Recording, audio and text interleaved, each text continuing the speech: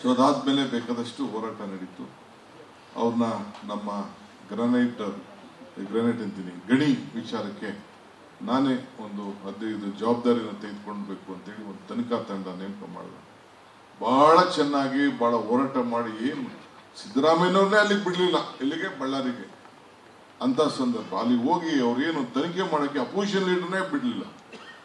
ಆಗ ಬಹಳ ದೊಡ್ಡ ಅಸಿಸ್ಟ್ ಮಾಡಿ ಒಂದು ವರದಿ ಕೊಟ್ಟು ಮಾಡಿ ನಾವು ಪಾದಯಾತ್ರೆ ನಡೆಸಿಸಿ ಬಳ್ಳಾರಿಗೆ ಚಲೋ ಮಾಡಿ ಒಂದು ದೊಡ್ಡ ಹೋರಾಟ ಮಾಡೋಕ್ಕೆ ಅದು ದೊಡ್ಡ ಪ್ರೇರಣೆ. ಅದು ಬೆನ್ನೆಲುಬಿಗೆ ನಿಂತ್ಕೊಂಡು ಹಿಂದೆ ಅನೇಕರು ಮಾತಾಡ್ತಾರೆ, behind every man there is a woman successful ಅಂತ. ಹಂಗೆ ಬಿಹೈಂಡ್ ಎವ್ರಿ ಪೊಲಿಟಿಕಲ್ ಇಶ್ಯೂಸ್ ನಮ್ಮ ಪಕ್ಷದ ಜೊತೆಯಲ್ಲಿ ನಮ್ಮ ಉಗ್ರಪ್ಪನವರು ನಿಂತಿದ್ದಾರೆ ನಮ್ಮ ಸಕ್ಸಸ್ ಸ್ಟೋರಿಲಿ ಅನ್ನೋಕ್ಕೆ ನಾನು ಸಂದರ್ಭ ಹೇಳಲಿಕ್ಕೆ ನನಗೆ ಬಹಳ ಸಂತೋಷ ಆಗ್ತದೆ.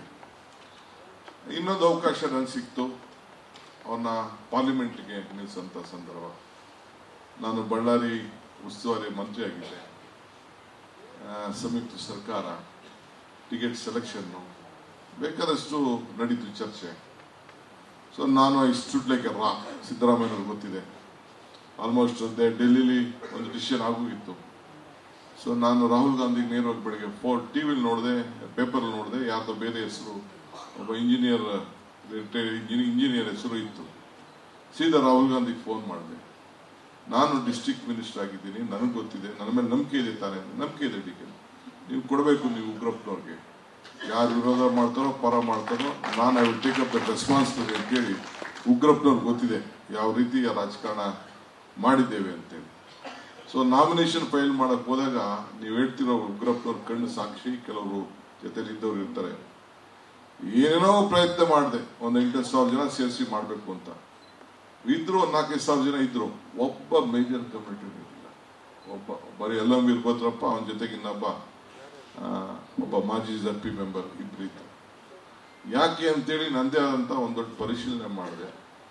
ಆಗ ಹೋಗಿ ನಾನು ಇದೇ ಸಂದರ್ಭ ಹೋಗಿ ಮುಕ್ತಿ ಮಂದಿರ ಸ್ವಾಮಿಗಳು ಅಲ್ಲೆಲ್ಲ ಒಂದು ಗದಗ್ನಲ್ಲಿ ಹೋಗಿ ಸ್ವಾಮಿಗಳ ಹತ್ರ ನಾನು ಕೆಲವು ನಮ್ಮ ವಿಚಾರಗಳನ್ನ ಅವತ್ತೇನೋ ಒಂದು ಬಹಿರಂಗ ಹೇಳಿ, ಆಮೇಲೆ ನೆಕ್ಸ್ಟ್ ನಮಗೆ ಬರಲಿಕ್ಕೆ ಮೇಜರ್ ಕಮಿಟಿ ಆಗಿ ಕೊನೆಗೆ ಉಗ್ರಪ್ಪನವರು ದೊಡ್ಡ ಹಂತರದಿಂದ ಪಾರ್ಲಿಮೆಂಟ್ಗೆ ಹೋಗುವಂತ ಒಂದು ದೊಡ್ಡ ಅವಕಾಶ ಬಳ್ಳಾರಿ ಜನ ಮಾಡಿಕೊಡ್ತಾರೆ.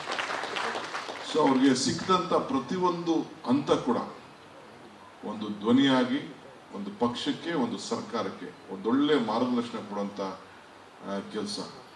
ಕೆಣಕಿ ಯಡಿಯೂರಪ್ಪನವ್ರನ್ನ ಈ ಸಾಲ ವಿಚಾರದಲ್ಲಿ ಕೆಣಕಿ ಅಸೆಂಬ್ಲಿಲಿ ಕೊನೆಗೆ ಯಡಿಯೂರಪ್ಪ ಯಾವ ಮಟ್ಟಕ್ಕೆ ಉತ್ತರ ಕೊಟ್ಟರು ಅಂದ್ರೆ, ಏನಯ್ಯ ನಾ ಪ್ರಿಂಟಿಂಗ್ ಮಿಷಿನ್ ತರ ಕಾಯ್ತಿದ್ದೇನೆಯಾ ಸಾಲ ಒನ್ನ ಮಾಡಕ್ಕೆ ಅಂತೇಳಿ ಅಂತೇಳಿ ಅವ್ರಿಗೆ ಹೇಳುದು. ಕೊನೆಗೆ ಅದನ್ನ ಸಿದ್ದರಾಮಯ್ಯನವರು ಅಸ್ತ್ರವಾಗಿ ಅದನ್ನು ಬಳಸ್ಕೊಂಡು ಸುಮಾರು ಒಂದು 8-10 ವರ್ಷ ಇವರು ಯಡಿಯೂರಪ್ಪನವ್ರು ಸಿಕ್ಕಿದಾಗೆಲ್ಲ ನೀನ್ ಹಿಂಗೆ ಹೇಳ್ದೆ ನಾ ಸಾಲ ಮನ್ನಾ ಮಾಡ್ತೀನಿ, ನಿನ್ ಕೈಯಲ್ಲಿ ಆಗಲ್ಲ ಅಂತೇಳಿ ಸಿದ್ದರಾಮಯ್ಯನವರು ಕೂಡ ಬೇಕಾದ ಸಂದರ್ಭದಲ್ಲಿ ಬಡವರಿಗೆ ಸಾಲ ಮನ್ನಾ ಮಾಡುವಂತ ತೀರ್ಮಾನಗಳನ್ನ ತೆಗೆದುಕೊಂಡು. ಸೊ ಇವತ್ತು ರಾಜಕಾರಣಿಗಳ ಬದುಕೆ ಒಂದು ತೆರೆದಂತ ಒಂದು ಪುಸ್ತಕ ನಾವೆಲ್ಲ ನೋಡಿದ್ದೇವೆ.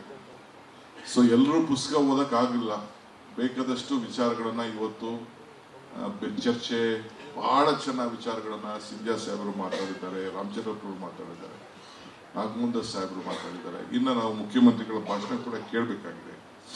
ಹಿಂದೆ ಅಸೆಂಬ್ಲಿಲಿ ನಾನು ನೋಡಿದ್ದೇನೆ, ಬಂಗಾರಪ್ಪನವ್ರ ಭಾಷಣ, ಕಾಗೋಡು ತಿಮ್ಮಪ್ಪನವ್ರ ಭಾಷಣ, KH ರಂಗನಾಥ್ ಭಾಷಣ, ನಮ್ಮ ನಂಜೇಗೌಡರು ಭಾಷಣ, MP ಪ್ರಕಾಶ್ ಭಾಷಣ, ಇದು ನಮ್ಮ MC ನಾರಾಯಣವ್ರ ಭಾಷಣ, ಇಂಥವರೆಲ್ಲ ಮಲ್ಲಿಕಾರ್ಜುನ್ ಖರ್ಗೆ ಸಾಹೇಬರು, ಬಹಳ ಜನ ಎಲ್ಲ ದೊಡ್ಡ ಭಾಷಣಗಳೆಲ್ಲ ನಾವೆಲ್ಲ ಕೇಳಿದ್ವಿ. ಬಹಳ ಆಳವಾಗಿ ಮಾಡ್ತಿದ್ರು. ಈಗ ಆ ಕ್ವಾಲಿಟಿ ಹೊರಟೋಗ್ಬಿಟ್ಟಿದೆ, ನಾನಂತೂ ಕಾಣ್ತಾ ಇದ್ದೆ.